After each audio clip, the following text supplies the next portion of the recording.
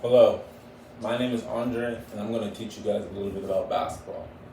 My visual aid today is going to be my New York Knicks jersey and my New York Knicks bag. And in case you didn't know, this is my favorite player, Carmelo Anthony, and now you know.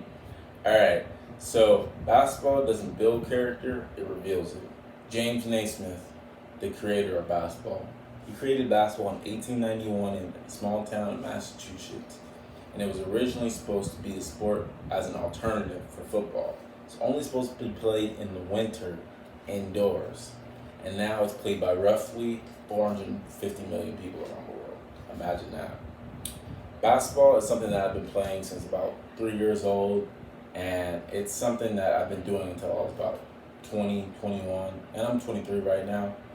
Um, I have personally played basketball with all of my family, and it's something that we love doing together, and it's something that kind of brings us together and makes us feel like a unit in a way.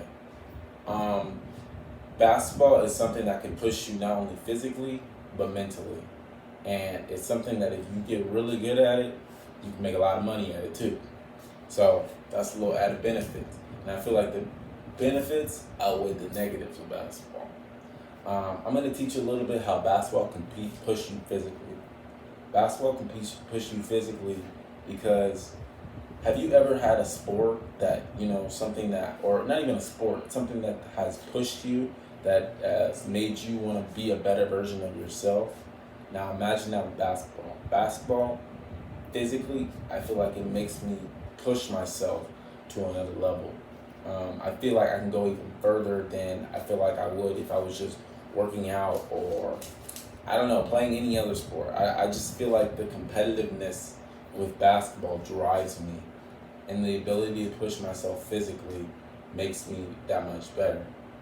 And basketball physically can help you with other sports as well. Like my balance and coordination, that translated to dancing, ironically enough. I was a dancer, and without basketball, I think I would have been lost because before basketball, or at least as my mom told me, I had two left feet growing up. So I didn't really have the best agile or balance. An example of basketball translating, or dancing, matter of fact, translating to basketball, is a center by the name of Joel Embiid. He's one of the best centers in the NBA, and it's because of his balance and coordination of playing or doing dancing. It helped him become a better version of himself.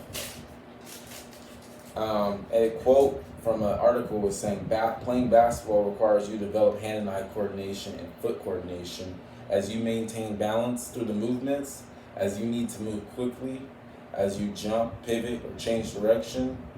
It's something that it's going to help you when you need to jump or move faster or react faster. Basketball physically is going to give you those things, but you have to put in the work to get the results. How basketball can push you mentally. Now, mentally, basketball can either weaken your mind or it can strengthen it. And I'm going to show you the way it can weaken it and strengthen it. A way basketball can weaken your mind is ego. Ego is the biggest killer with a lot of basketball players, and it's why a lot of them don't make it. An example of ego deteriorating a player is Delonte West. Delonte West was a player who played for the Cavs, a professional basketball team, and he had it all. He had the money, the fame, but the problem with Delonte West is his ego, his mind. He thought he was better than everybody else. He thought he was ahead of the team, and that's what basketball is. It's a team sport. It's not an individual. Not one person is going to win somebody a championship or win you the big game. It requires a whole team effort, and your mind has to be right. You have to be willing to sacrifice yourselves at time on the court for your teammates. And Delonte West couldn't do that. He let the money, the fame get to him. And now, last year, he was homeless, living on the street, and his family couldn't find him. It's because his mind had deteriorated from thinking he was the man so much, he let it get to him. And an example of basketball improving your mind is depression. Basketball has been seen, or even any sport for that matter, has been seen as a deterrent for depression. Depression is something that impacts so many people, and basketball is a great way to let it out. It has you become social, meet friends, things like that. Exercising reduces our level of stress hormones while stimulating the production of endorphins. This is equivalent to the perfect equation for reducing stress. Now that I've told you about mentally and physically, I'd like to conclude my speech by telling you basketball for me is something that I feel like everybody should play, because I feel like it brings people together, it makes everybody better, and it makes me feel better. And I hope to see some of you in my class, or even anybody that watches this. I hope to see some of you on the court someday playing basketball, because I can beat you and I will beat you. And I look forward to seeing you. All right, have a good day.